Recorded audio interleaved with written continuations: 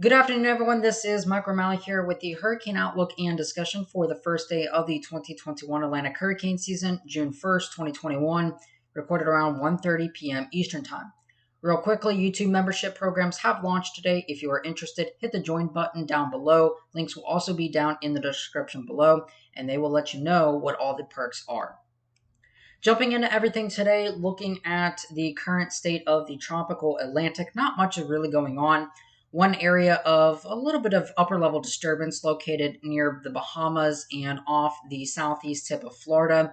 Right now, that is no concern over the next several days to develop. We'll be watching that very carefully. Water temperatures are warm enough in that area, and given enough time, these upper level systems can work to the surface, but strong upper level winds, really from an upper level disturbance over here, should be infringing on this particular system over the next several days. So not really watching for any significant chances of development, but still some inclement weather for portions of the Bahamas, Nassau, and portions of the southeast tip of Florida over the next several days with gusty winds, maybe some heavy rainfall, but no threat for any tropical development at the moment. The rest of the tropical Atlantic, again, the main development region, is quiet for this time of the year. Again, much expected. Saharan air layer outbreaks are continuing.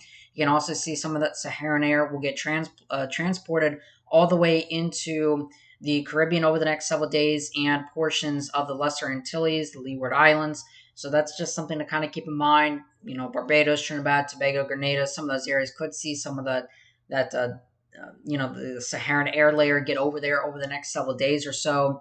But other than that, the tropics are fairly quiet right now, which is certainly a good thing on this first day of the official start of the 2021 Atlantic hurricane season.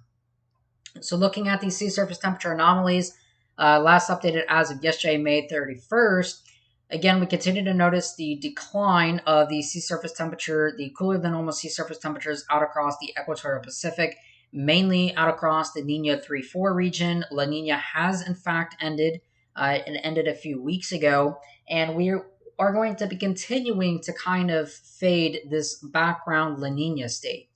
Now, what's important about this is that just because we're fading the background La Nina state doesn't mean that we're going to be fading or really moving into an El Nino. The atmosphere doesn't necessarily work that way, and in fact, we could end up with another La Nina by the time we get back into fall and winter of this upcoming year into winter of the beginning of next year.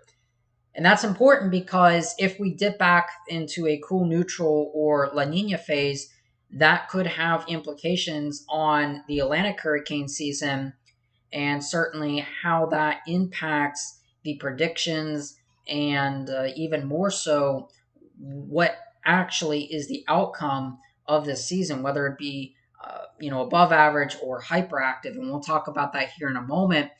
But looking over on the Atlantic side of things, again, we continue to notice that these warmer sea surface temperature anomalies are returning. The Atlantic main development region is warming back up quite nicely, now sitting at roughly about half a degree Celsius above the long-term average.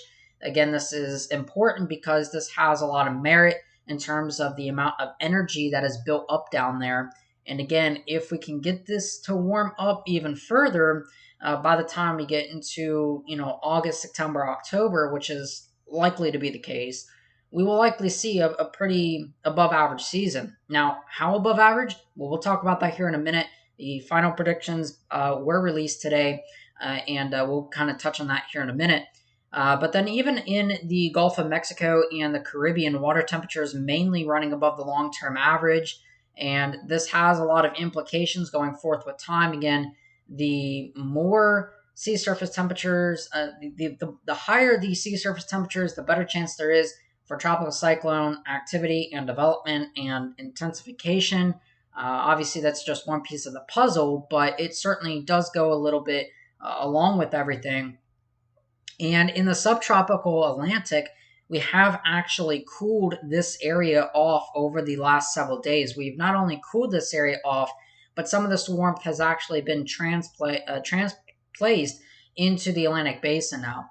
And we're starting to see that transition from subtropical warmth to more concentrated in the main development region. And if that continues, that will be one of the indicators that we could be running well above average for this upcoming season. So again, there's a lot of factors that still play into everything between now and September 10th, which is the climatological peak of the hurricane season. But today now starts that ramp up to September 10th. And again, it's only a matter of time before the hurricanes come. So again, now's the best time to be prepared.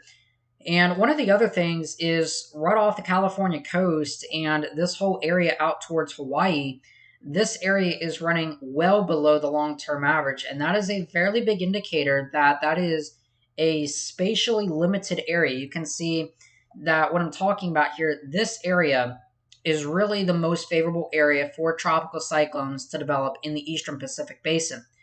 And because of that fact, you don't really have a lot of potential for tropical cyclones to make it very far before they start entering into the cooler waters.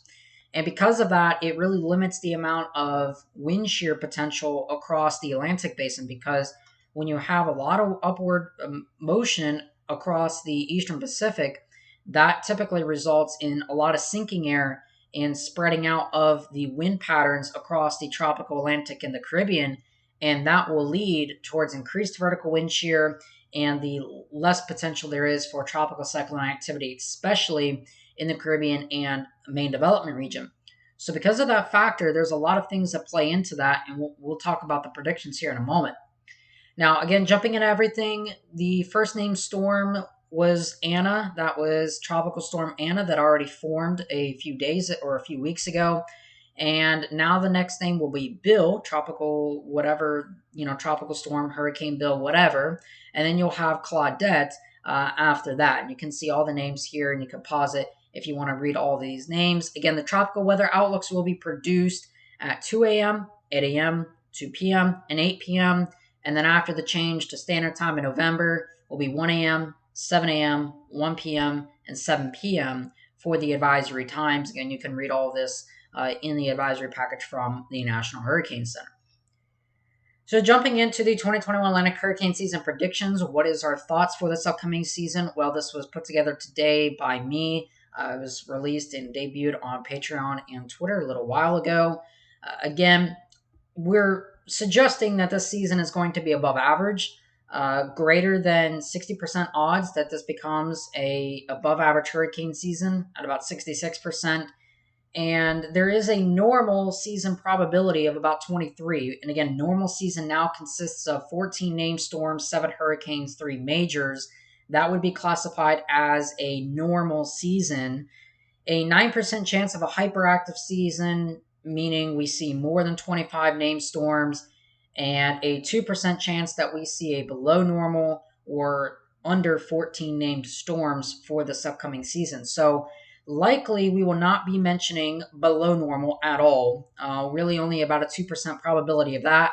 And hyperactive, probably not going to see that, although I will say if we can warm these sea surface temperatures enough and the overall background climate goes in the way of a 2020-like favor, we could easily bump this number up to about 15 or 20%. But again, hyperactive, i.e. more than 25 named storms, does not seem like a high likelihood. But again, I do suggest this is June and this is not August. So we're just going to have to see how things kind of play out with that. As for the numbers game here, again, this is kind of the all-important number games. Well, what's the numbers? Everyone kind of asked that question. Well, here they are. You can see that we are predicting 17 named storms. Really, the range is about 15 to 17 named storms, roughly about 5 to 10 hurricanes, and about anywhere from 2 to 6 major hurricanes. And again, that's going to really matter, not so much in terms of the number games, but again, just go to think about this. If you do get a major hurricane, or if you get a tropical storm even to come down your neighborhood, that will be a bad day. So again, it's always best to just kind of keep in mind to just focus on it can only take one storm. And I want you to kind of emphasize that it will only take one storm that could ruin your day. And I really mean that. It could really take just one storm to ruin your day. So don't focus so much on the numbers, but The numbers, again, points towards an above average hurricane season with 17 named storms, 7 hurricanes, 4 majors. And a large part of that reason here, we're going to talk about the reasoning now. A large part of the reason, again, along with the above average sea surface temperatures out in this region and the decline and kind of neutral conditions out across this area, point towards us having an above average season. Again, the ENSO state, the background ENSO state, has been largely neutral over the last month or so, kind of dating all the way back until May. You can see where we kind of came from March all the way through, and now we've kind of plateaued at this neutral phase.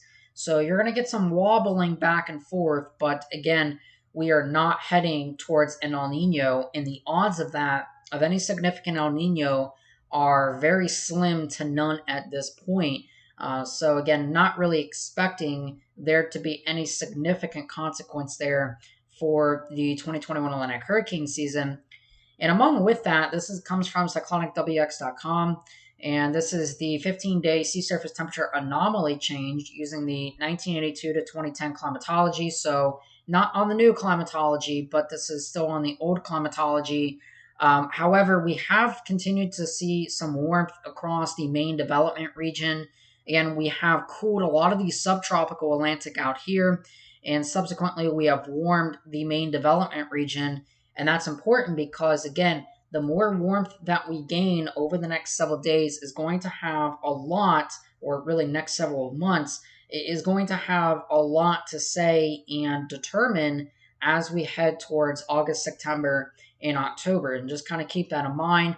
This is June, we got July, and then we move into August. So again, while it seems like the peak of the hurricane season is pretty far away, it's really not, and it will be here, before you know it. So take this time to prepare now. And to kind of back this further up, this is the GFS, the 850 millibar zonal wind anomalies, and we'll kind of run through this really quickly. And without getting too complicated, everywhere here in this purple color, this is basically easterly winds, and out across here in the orange, this is all westerly winds. And you notice that through the next, 100 and really for the next day 5, out to day 5, the next 120 hours, we will remain in a generally westerly wind component across parts of the tropical Atlantic. And this will help to continue to warm some of the Atlantic. Eventually, we do switch into more of a easterly wind component, and again, this will kind of hamper some of the warming over the next several weeks. But then by days 12 through 16, the GFS is indicating that we will return to a mostly westerly wind component.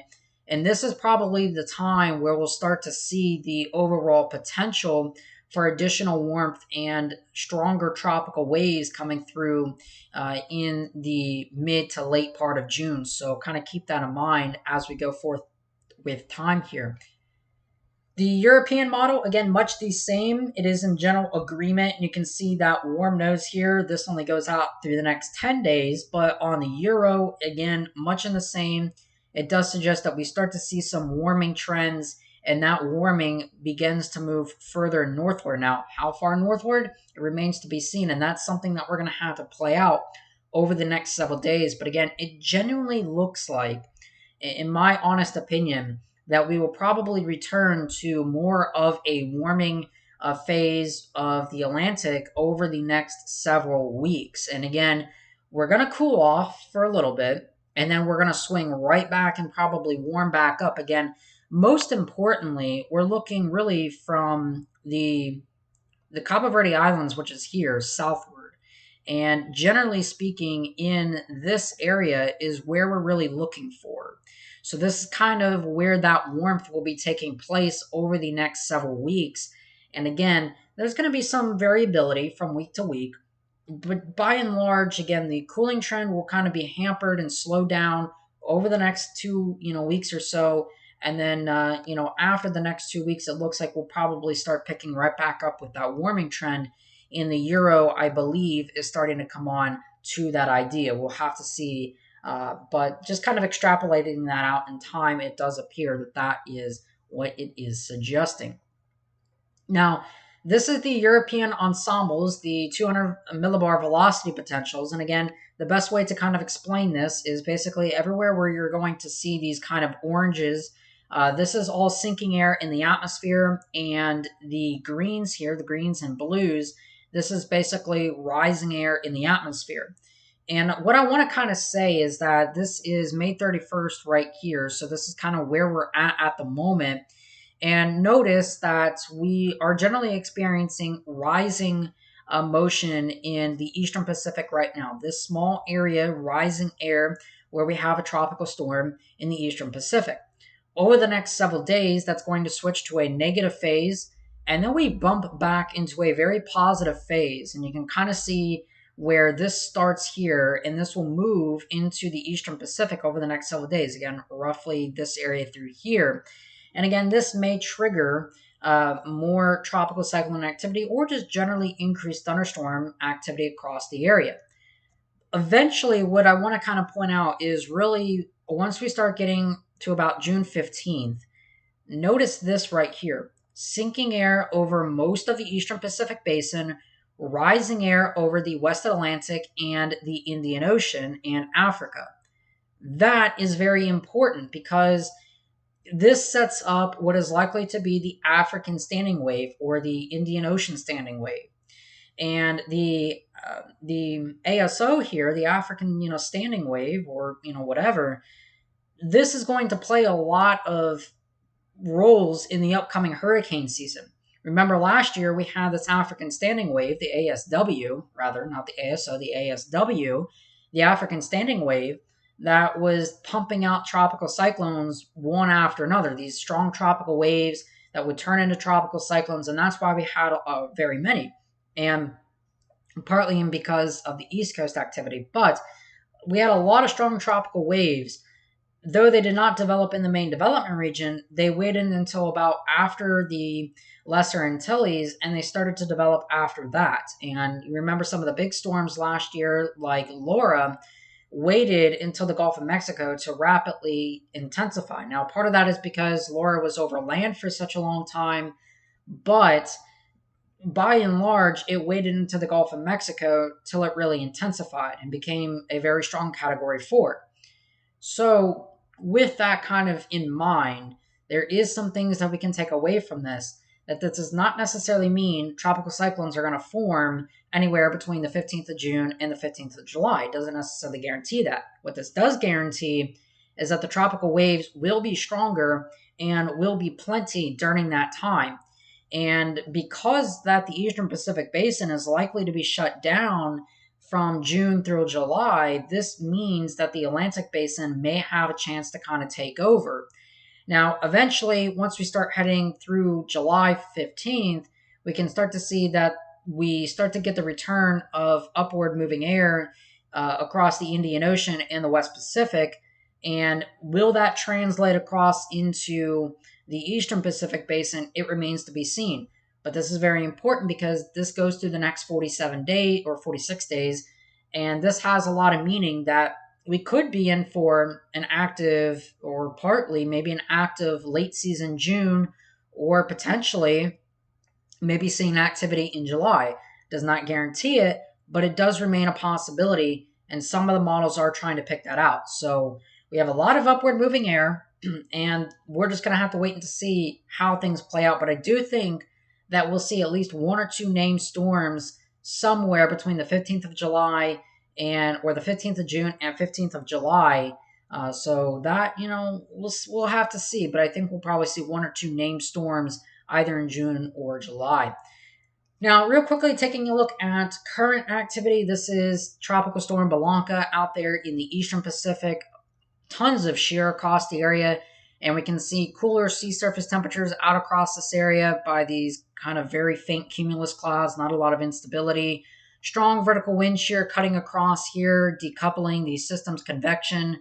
So this remains a 50-knot tropical storm, or roughly about 55 to 60 miles per hour. And this will decrease in intensity by later this afternoon and evening. So this will likely become a remnant circulation within the next 3 or 4 days. I do believe so. And real quickly looking at the GFS forecast, this is the 12Z run valid for 2 p.m. today in the next about 10 minutes. And the GFS shows a nice and quiet time really over the next 2 weeks or so. Beyond that point, again, not really seeing much in development chances. Real quickly looking at the vertical wind shear, again, just very strong upper level winds over the next several weeks cutting across this area, and even for that matter in portions of the Eastern Pacific. So not really going to be watching for much development, but as we would suspect, this time of the year is fairly quiet. And if we saw any activity this time of the year, especially in the form of MDR activity, it would be quite worrisome. So thankfully, we're not seeing that, but we will keep a watchful eye on everything. There's been some model kind of tooting and touting about some chance for development in the Caribbean, but that is beyond 5 days, so it's too early to speculate what may be happening. But again, we'll just continue to monitor everything from there. All right, real quickly, again, one last time, YouTube membership programs are released. If you guys do want to go check those out, hit the join button down below, and links will be in the description down below. You don't have to, nothing will change on the channel, but for some extra perks for as low as $4.99 a month, I think it's a fairly big deal, and I think it is a fairly good deal. All right, with that being said, hope you all have a great rest of your afternoon, evening. Of course, I am Mike O'Malley. I'll talk to you guys again some more tomorrow.